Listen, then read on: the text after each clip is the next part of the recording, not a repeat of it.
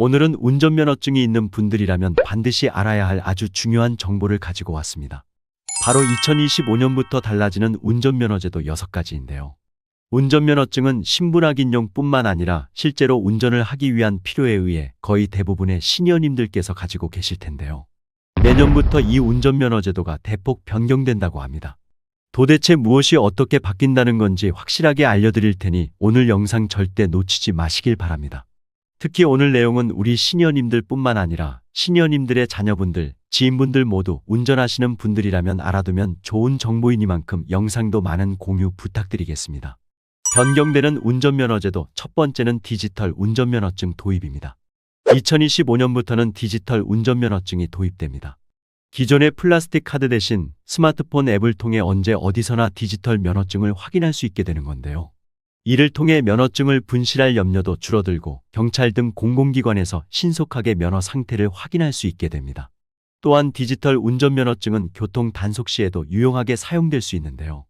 교통경찰이 QR코드를 스캔하면 운전자의 면허 정보와 교통위반 기록 등을 실시간으로 확인할 수 있어 단속 절차가 간소화됩니다. 변경되는 운전면허제도 두 번째는 운전면허 시험의 전면 개편입니다. 2025년부터 운전면허 시험이 크게 바뀝니다. 현재 운전면허 시험은 크게 필기시험, 기능시험, 도로주행시험으로 나누어져 있는데요. 그런데 이 중 기능시험이 전면 폐지됩니다.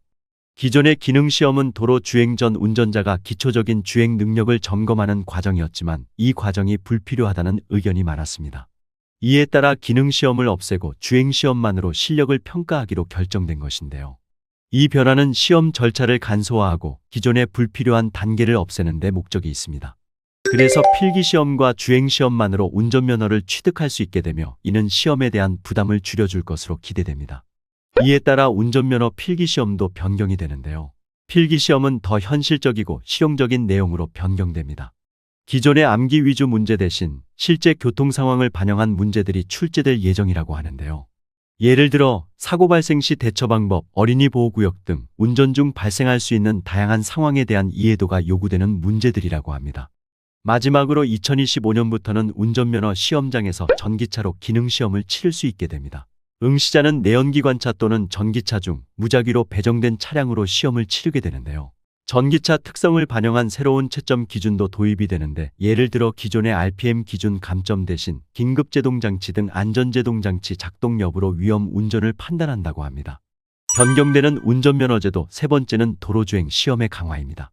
앞서 기능시험이 폐지된다고 말씀드렸는데요. 이 기능시험이 폐지되면서 대신 도로주행 시험의 난이도가 강화됩니다. 기존에는 기초적인 운전 기술을 평가하는 데 초점이 맞춰졌다면 앞으로는 도로에서의 실제 주행 능력, 안전운전 및 다양한 교통 상황에서의 대처 능력이 더욱 중요해집니다. 예를 들어 혼잡한 도로에서 안전한 주행을 하는지, 신호 위반을 하지 않고 법규를 정확하게 준수하는지, 비상 상황에서의 대응 능력 등이 철저히 평가될 것입니다. 따라서 면허시험을 준비하는 분들은 실제 도로 환경에서의 주행 훈련을 더욱 많이 해야 할 필요성이 커집니다. 기존의 도로주행 시험보다 훨씬 더 세밀하게 운전자의 능력을 점검하게 되므로 이를 준비하는 수험생들에게는 더 많은 시간과 노력이 요구될 것 같습니다. 변경되는 운전면허제도 네 번째는 운전면허 갱신제도의 변화입니다. 2025년부터는 운전면허 갱신 주기가 단축됩니다. 현재의 10년 갱신 주기에서 5년으로 변경되어 운전자의 건강 상태와 운전 능력을 더 자주 확인할 수 있게 됩니다. 특히 고령 운전자의 경우 3년마다 갱신이 필요하며 갱신 시 반드시 건강검진을 받아야 합니다. 또한 갱신 과정에서 교통안전 교육을 의무적으로 이수해야 하는데요. 이는 운전자들이 최신 교통 법규와 안전운전 요령을 지속적으로 학습하게 하려는 취지라고 합니다. 그런데 이렇게 갱신 주기가 단축되면 추가 비용이 발생하는 거 아니야? 라고 궁금하신 분들 계실 텐데요. 갱신 주기 단축에 따라 일부 추가 비용이 발생할 수 있다고 합니다. 하지만 이는 운전자의 안전을 위한 조치로 교통안전 교육 및 건강검진을 통해 보다 안전한 운전을 도모하는 데 목적이 있는 만큼 이런 부분은 감안해야 할 것 같습니다. 변경되는 운전면허제도 다섯 번째는 일종보통 자동면허 도입입니다. 드디어 많은 분들이 기다리셨던 일종 자동면허가 26년 만에 도입됩니다. 더 이상 어려운 수동 운전면허 시험 때문에 스트레스 받을 필요가 없을 것 같은데요. 자동 변속기 차량만 운전할 계획이라면 이제 일종보통 자동면허로 충분합니다. 그렇다면 일종 자동면허 누가 딸 수 있을까요? 새롭게 운전면허를 취득하는 분들이나 기존 이종보통 면허 소지자 중 7년 무사고 운전 경력을 가진 분들이 면허갱신 시 일종보통 자동면허로 전환이 가능하다고 합니다. 일종보통 자동면허로 운전할 수 있는 차는 승용차, 15인승 이하 승합차, 12톤 미만 화물차, 10톤 미만 특수차량, 3톤 미만 건설기계가 있고요. 단 차량에 모두 자동변속기가 장착된 차량이어야 합니다.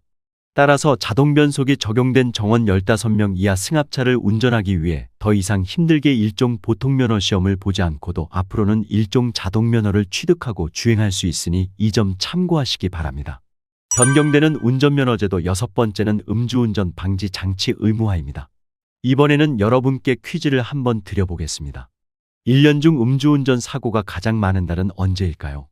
네, 바로 송년회 등 모임이 잦은 12월에 음주운전 사고가 가장 많은 것으로 나타났는데요. 음주운전은 아주 나쁜 습관이어서 단속에 걸린 운전자 10명 중 4명은 또다시 적발되는 것으로 확인됐습니다. 따라서 올해 10월부터 운전자에게 의무화한 것이 있습니다. 바로 상습적으로 음주운전을 하는 사람의 차량에 음주운전 방지장치를 부착하는 것인데요. 음주운전을 하고 5년 이내에 다시 음주운전을 해서 면허 취소 처분을 받고 운전면허를 재취득하려면 차량에 반드시 음주운전 방지장치를 설치해야 합니다. 예를 들어 면허 취소가 된 날부터 1년 동안 운전면허를 취득할 수 없는 사람이 다시 운전면허를 취득하려면 1년 동안 음주운전 방지장치를 부착하고 운전해야 한다는 겁니다. 이를 어길 경우에는 1년 이하의 징역 또는 300만 원 이하의 벌금 등 무면허 운전에 준하는 처벌을 받게 되며 운전면허가 취소됩니다. 차량에 부착하는 음주운전 방지 장치는 운전자의 호흡을 측정하는 장치로 알코올이 검출되지 않는 경우에만 시동이 걸려 차량을 운행할 수 있습니다. 만에 하나 장착한 방지 장치를 해체하거나 조작하는 경우에는 3년 이하의 징역 또는 3천만 원 이하 벌금에 처하며 방지 장치를 부착하지 않고 차량을 운행하면 무면허에 준하는 징역 및 벌금 처분을 받습니다. 음주운전은 자신뿐만 아니라 다른 사람의 인생까지 망칠 수 있습니다. 따라서 절대 하시면 안 되겠죠. 이 밖에도 2024년 12월부터 5인승 이상 차량에는 차량용 소화기 비치가 의무화됩니다. 이 규정은 12월 1일 이후 제작, 수입, 판매되거나 중고 거래된 차량에 적용되는데요. 기존에 등록된 차량은 소급되지 않습니다. 자동차 정기검사 시 소화기 비치 여부를 확인하며 인증받은 자동차 겸용 소화기만 사용할 수 있다고 하니 이 점도 참고하시기 바랍니다. 오늘은 운전자라면 반드시 알아야 할 2025년부터 달라지는 자동차 관련 제도들에 대해 알려드렸는데요. 오늘 영상 잘 참고하셔서 2025년에도 우리 시니어님들께서 항상 안전운전 하시길 바라는 마음입니다. 오늘 내용 도움이 되셨나요? 도움이 되셨다면 주변의 소중한 분들께도 오늘 영상 많이 공유해 주시고요. 저는 다음 시간에 시니어님들께 더욱더 도움되는 정보로 다시 찾아오겠습니다. 오늘도 끝까지 시청해 주셔서 감사합니다.